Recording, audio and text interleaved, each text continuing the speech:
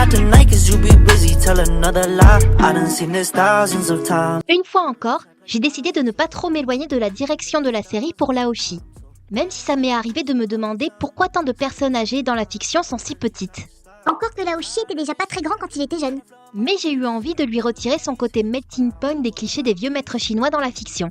Il a toujours un amour profond pour son ancien territoire, mais pas au point d'avoir l'air de vendre des mogwai dans une ruelle sombre.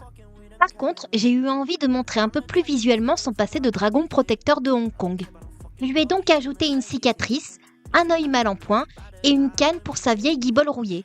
Ça veut pas dire qu'il a perdu son talent ni ses capacités, surtout pas sous sa forme de dragon, qui reprend autant que possible l'esthétique des dragons asiatiques, désolé s'il est mal fait. Fudog, j'ai appris en faisant mes recherches qu'au départ, il devait être un lion gardien chinois, qu'on appelle aussi des chiens de faux, ou Fudogs en anglais. On dormira tous moins stupides ce soir. Comme cette idée me plaît beaucoup, j'ai décidé de la reprendre et de l'adapter autant que possible. Donc sa crinière ronde typique ressemblera plutôt à des taches comme on peut en trouver sur certaines races de chiens. C'est un camouflage assez simple mais efficace. Bien entendu, il saura toujours parler, préparer des potions et se mettre dans des magouilles tordues.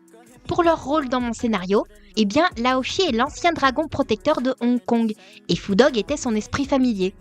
Sauf qu'après avoir été grièvement blessé dans son duel contre le dragon noir, Laoshi a dû raccrocher les wagons et Fudog fut privé de ses pleins pouvoirs pour ne pas avoir correctement protégé Laoshi.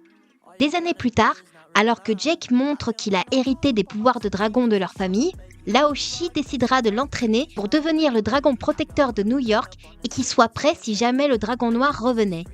Mais le fait-il réellement pour protéger Jake ou bien par vengeance ? I got so much drink in me, wonder if you missing me. These days I can't focus.